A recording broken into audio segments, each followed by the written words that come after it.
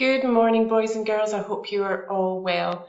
I hope if you've already joined us in school, that you had a great week last week and that you're continuing to have a good time. And I hope that if you are getting ready to come back to join us in the classroom, that you're really excited about that. We're excited to have you here. Okay, so last week we were talking about thinking and being a thinker. Not giving up, sorting out problems, thinking your way around them. And we spoke about how important that is. It's so important for your work that you don't just give up. Today I want to share a little story with you, and it's about another aspect of thinking. So let's read it first and then we'll chat about why I've chosen it. Okay, so it's called A Bad Case of Stripes. There's quite a long version of this. If you Google it, you can find A Bad Case of Stripes story online, and you can see quite the long version. It takes about 15-20 minutes to read it, being read out by an actor, but I thought I would do a quicker version today. So A Bad Case of Stripes. Camilla loved lima beans, but Camilla did not eat them because her friends didn't like them. Camilla was getting ready for the first day of school. Camilla looked in the mirror and screamed. Camilla had stripes all over her body. Camilla could not go to school with stripes. And here she is. She's looking very unhappy and very stripy. The doctor came to check Camilla. Camilla felt okay, but did not look okay. The doctor said Camilla could go to school. There he is. He's checking. Look, even her tongue is stripy. At school, all the kids laughed. Camilla's stripes changed when the kids called her names.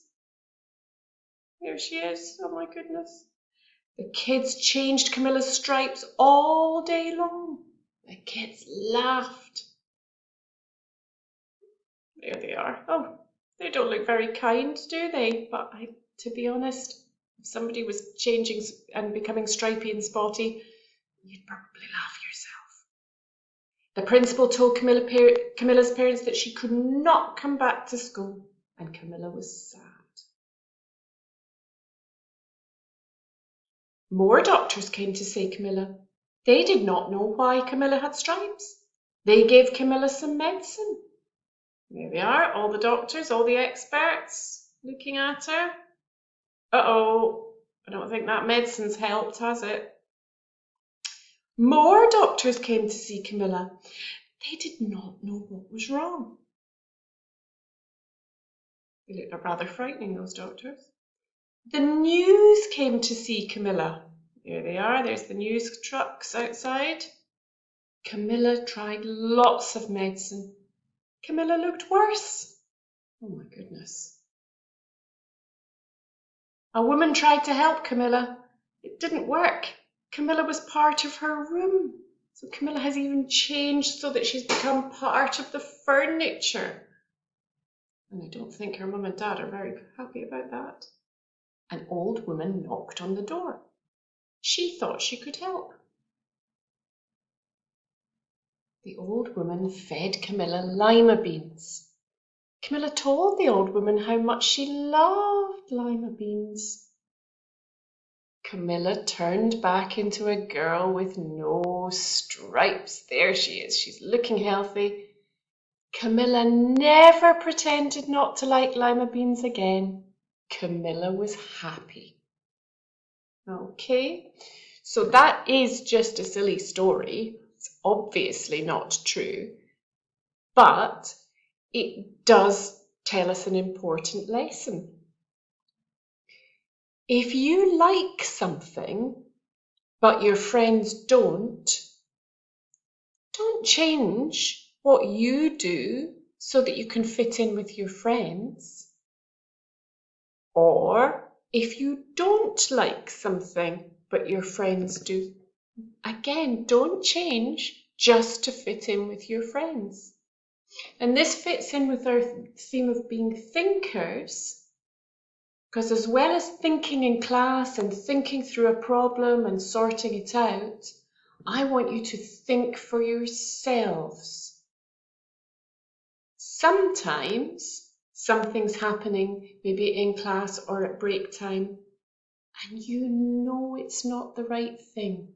Maybe somebody in your class has been mean about somebody else. Or maybe somebody in your class has asked you to come and play in a part of the playground that you know you're not supposed to be in. Think for yourself. Don't do it just to fit in with your friends. Think for yourself and don't do what you know is right. You won't turn stripy if you fit in with what other people say. I'm pretty sure you won't be stripy or spotty or any of the other things or turn into furniture, but you must think for yourself. Okay, so last week we spoke about being a thinker in terms of thinking about your work.